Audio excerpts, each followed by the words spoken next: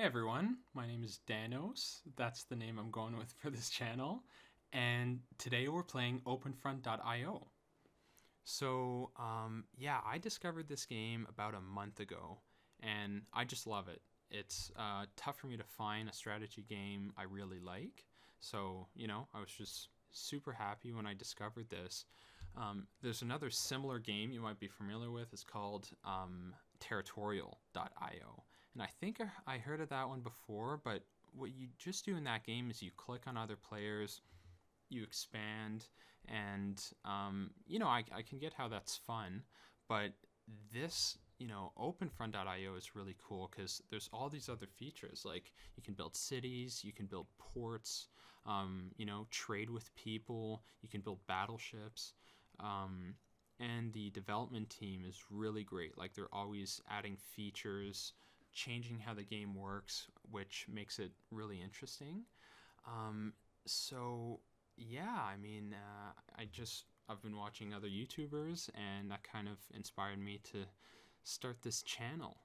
I think I'm okay at the game.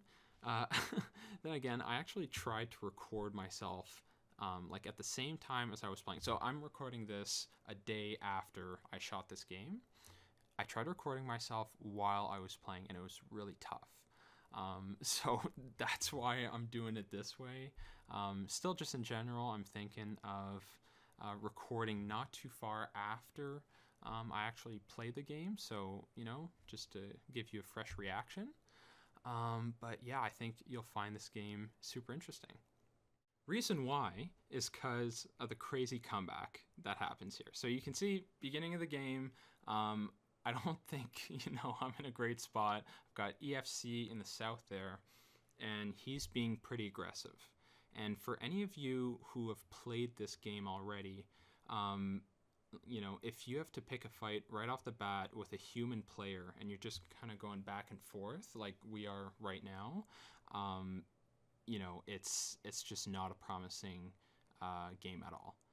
Because I think what you'd rather be doing is eating smaller bots. When you eliminate a small bot, you get some gold. You're also building territory really easily that way, and a lot of players snowball. With that strategy, so that's what you want to be doing, I think, most of the time. So finally, of course, luckily, EFC did accept an alliance here. That gives me the chance to focus on other things. But yeah, a lot of big players around me too, like Sands here and Pro Ethan in the West.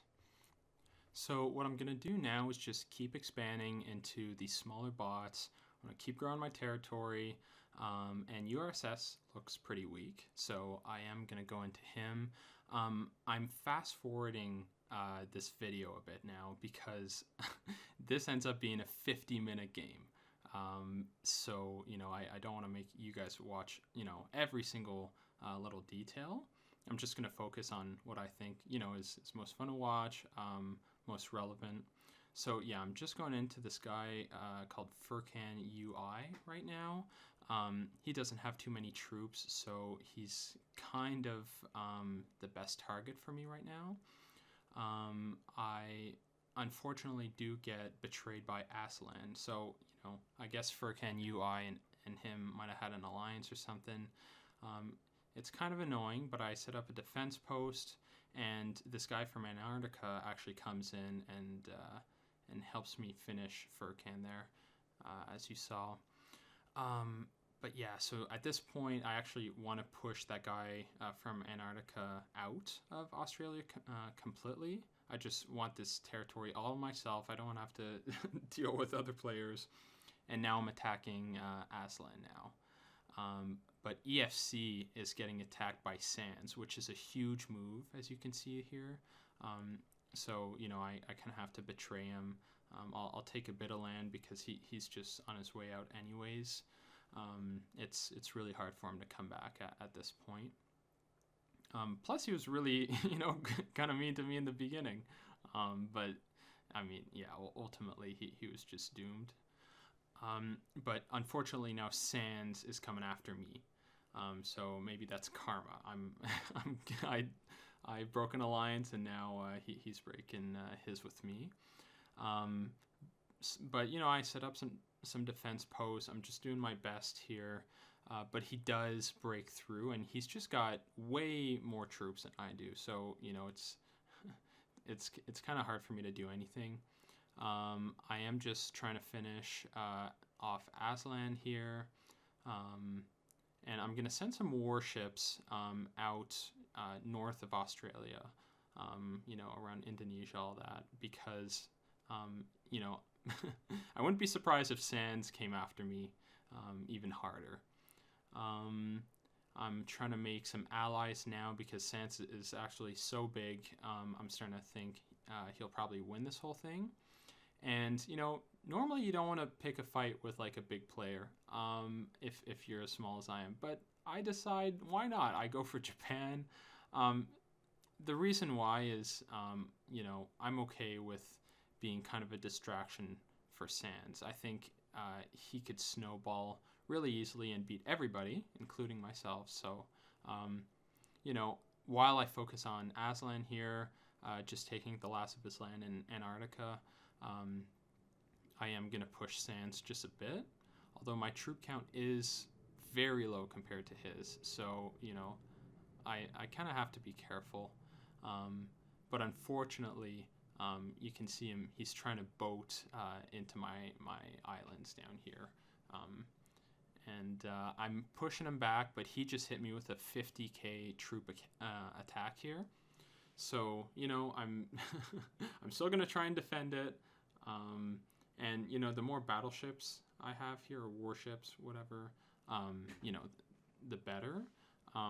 He's gonna have to boat into Australia. So if I can shoot down, his transport, it's just gonna save me.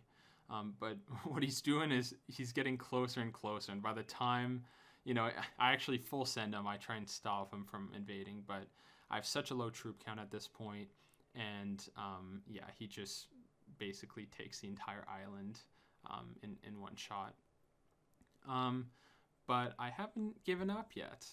I'm gonna keep boating to these small islands, and part of the reason I think why I didn't give up on the game at this point, and I just send one warship here to take out his attempt at taking New Zealand too. Part of the reason I don't think I gave up here is because a few games before this one, I was in North America and I was fighting this guy in South America. And I don't know if it's the update or what, but the guy in South America was just able to build a whole ton of cities. And despite when I'd started fighting him, I had a clear advantage. He actually overpowered me. So I figured, okay, maybe smaller players just have a better shot in this game in general now. So that's basically why I'm fighting Sands here. Also, he might not have time for me, so I can kind of take advantage of that and at least take some small bits of territory. I still have the feeling like a lot in this game could still change. So I've got a small sliver of hope here. But yeah, I'm just slowly moving my way up north. I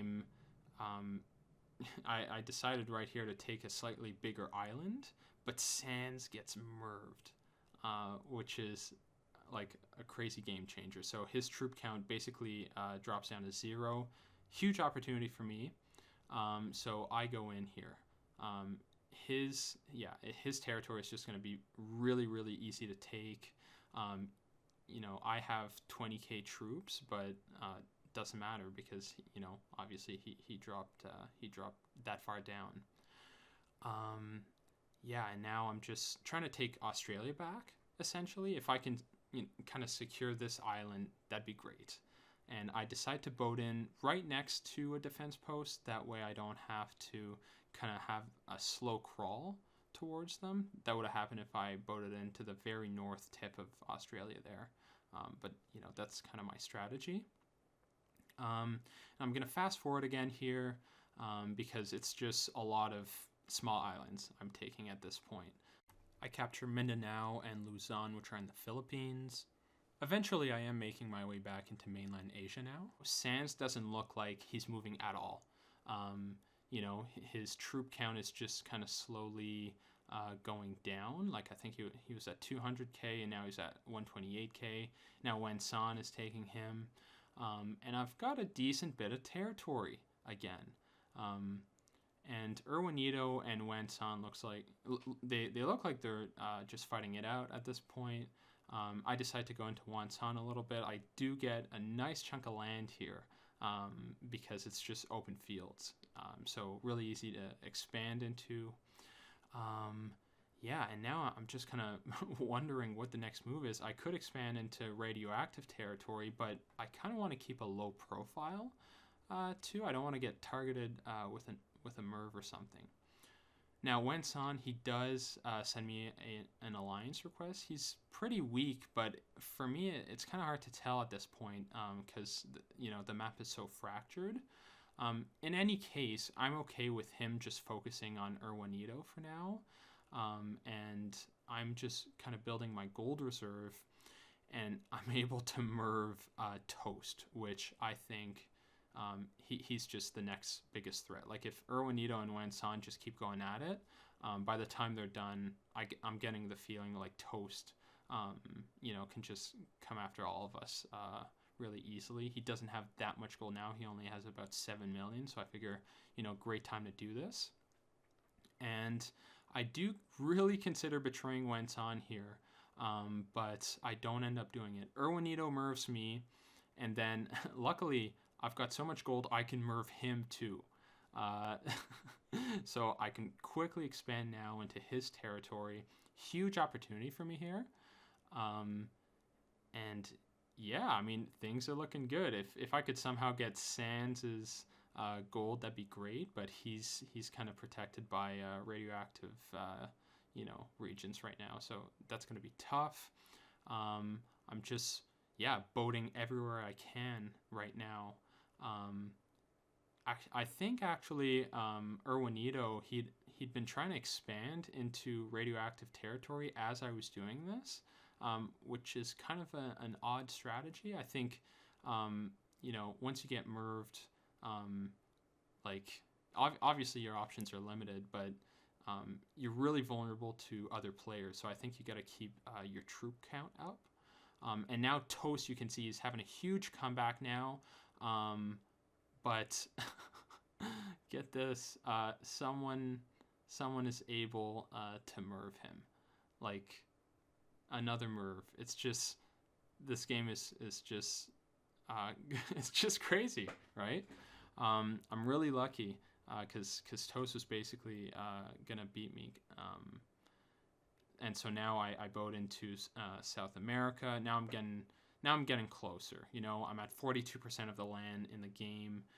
Things are really looking up. I think someone else could probably, maybe if I get Merved, that's going to be really unfortunate. You'll just, we'll just have to find out. But, I'm building a few cities, kind of imitating the strategy I saw from that dude I was fighting in South America a few games ago that I told you guys about. So yeah, now I just want to make sure there's no way Toast can come back from this. So I'm really pushing him hard in North America here. Wensan is starting to get a bit bigger, so he's kind of becoming threat number one. I'm happy how long our alliance has lasted for sure, but at the same time, like I kind of have to do this to win the game. So I do drop a hydrogen on him. But like he was a great player, and this is just kind of what happens. Like it was either going to be him or me, I think, basically. And he gives me the middle finger here, but I'm sorry, bro. Like it's just how it goes sometimes. But at the same time, like I don't think he actually had an opportunity to attack me. That's the big thing here. And I win. So hope to catch you guys in the next one. Thanks for watching.